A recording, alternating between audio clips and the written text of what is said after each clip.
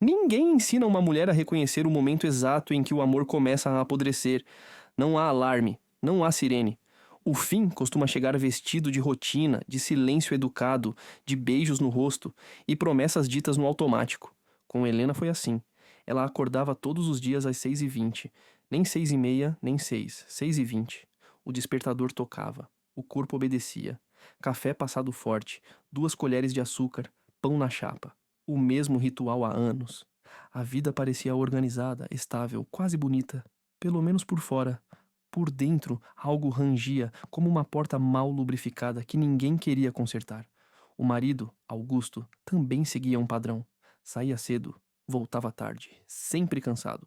O cansaço virou desculpa universal. Cansado para conversar, cansado para ouvir, cansado para amar. Helena não reclamava. Aprendeu cedo que mulheres pacientes são elogiadas, mulheres que aguentam são chamadas de fortes. Ela confundiu silêncio com maturidade.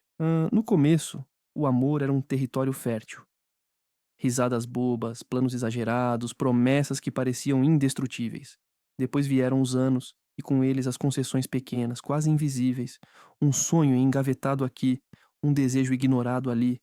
Helena foi se diminuindo para caber no casamento, acreditando que amor era isso, ajuste constante. A traição não chegou como um soco, veio como um sussurro desconfortável, um celular virado para baixo, um sorriso fora de hora, uma ausência estranha mesmo estando presente. O corpo sente antes da mente aceitar. Helena sentia, ela tentou ignorar, tentou racionalizar, tentou se convencer de que estava exagerando. Afinal, mulheres sensatas não criam problemas do nada. Mas a intuição não cala, ela apenas espera. A confirmação veio numa terça-feira comum, dessas que não carregam significado algum até se tornarem inesquecíveis. Um nome desconhecido apareceu na tela do celular de Augusto enquanto ele tomava banho. Helena não planejou o olhar. O olhar simplesmente aconteceu. Não havia nudez. Não havia vulgaridade. Havia intimidade. E intimidade é o que mais dói. Piadas internas, frases inacabadas, cumplicidade. O chão não sumiu. O mundo não girou. Helena apenas sentou no sofá e respirou fundo. O choque não foi explosivo. Foi anestésico. Uma calma estranha tomou conta dela, como se o corpo precisasse desligar algo para sobreviver. Quando Augusto saiu do banho, não houve gritos. Não houve cena. Houve silêncio. Um silêncio pesado, espesso, quase sólido. Há quanto tempo? Ela perguntou. Ele tentou mentir, depois tentou minimizar, depois tentou justificar. Todo traidor segue o mesmo roteiro, acreditando ser original. Helena ouviu tudo sem interromper. Cada palavra caía como um prego a mais no caixão de algo que ela ainda não sabia nomear. Não era só o casamento. Era a versão dela mesma que acreditava naquele amor. Naquela noite, Helena dormiu no sofá. Não por falta de cama, mas por falta de chão. O corpo estava ali, mas a mente vagava por todos os momentos em que ignorou sinais, em que se calou para manter a paz, em que escolheu não ver para não perder. Nos dias seguintes, tentou seguir a rotina. Acordar às 6h20, café forte, pão na chapa. Mas tudo tinha gosto de papel. O mundo parecia um cenário mal montado. As pessoas falavam, riam, viviam, e Helena observava tudo de fora, como quem assiste a um filme sem som. Augusto pediu desculpas, chorou, prometeu mudar, disse que foi um erro, disse que a amava. Helena ouviu, mas algo dentro dela havia se deslocado. Não era raiva, era lucidez. Ela percebeu, com uma clareza dolorosa, que havia passado anos tentando ser escolhida por alguém que nunca parou para escolhê-la de verdade. A traição foi apenas o ato final de uma ausência antiga. As noites se tornaram longas, o silêncio da casa gritava. Helena se perguntava onde tinha se perdido, em que curva da vida decidiu se diminuir tanto.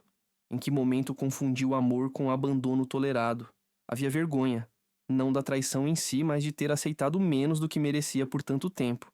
Havia medo, do futuro, da solidão, do recomeço, e havia culpa, porque mulheres são treinadas a se culpar até pelos erros alheios. Ela tentou conversar com amigas, mas as palavras travavam. Como explicar que a dor não era só pelo que aconteceu, mas por tudo que ela deixou de ser enquanto tentava manter algo que já estava quebrado? Certo dia, ao se olhar no espelho, Helena quase não se reconheceu. O rosto estava ali, mas os olhos tinham perdido o brilho antigo. Não era tristeza apenas, era apagamento. Foi nesse instante que algo mudou, ainda que de forma tímida. Uma pergunta simples surgiu, sem drama, sem poesia. E agora? Não por quê? Não como ele pôde. Apenas e agora? Essa pergunta não trouxe respostas imediatas, mas abriu uma fresta, pequena, suficiente. Helena começou a caminhar sem destino após o trabalho. Andava por ruas que nunca tinha notado. Observava janelas acesas, vidas acontecendo.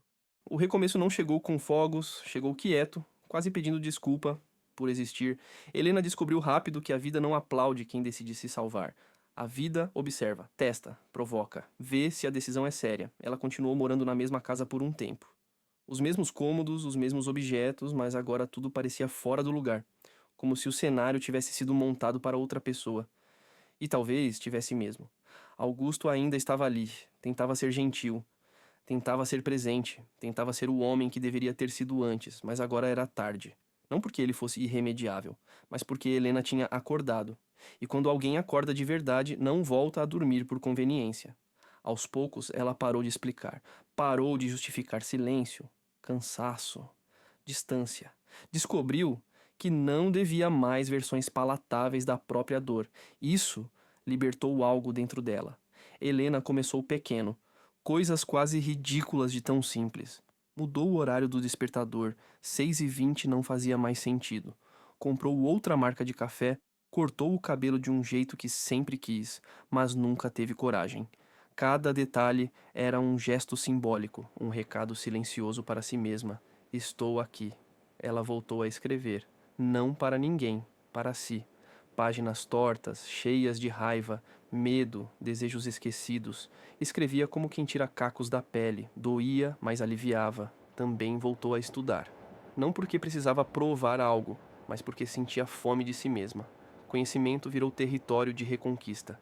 Cada coisa nova aprendida era um lembrete cruel e bonito do quanto havia se colocado em pausa por anos. O casamento começou a ruir de verdade quando Helena parou de tentar consertá-lo sozinha.